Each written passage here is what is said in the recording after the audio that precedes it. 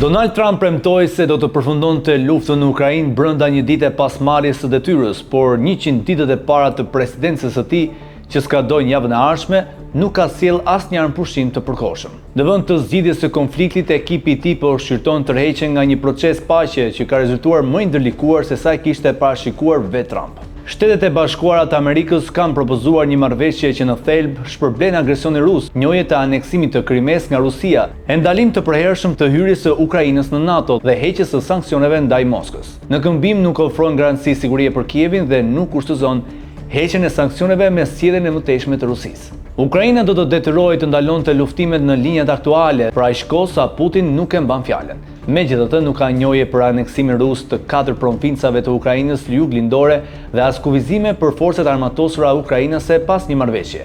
As Ukraina dhe as Rusia nuk e kanë pranuar planin. Presidenti Zelenski ka deklaruar se nuk do të njohë kurrë aneksimin e Krimes, ndërsa Donald Trump e ka quajtur këtë qëndrim inflamator. Nga ana tjetër, emisari Trump pritet të vizitojë Moskën për të kërkuar miratimin e Putin, ndërsa Europa mbetet e heshtur.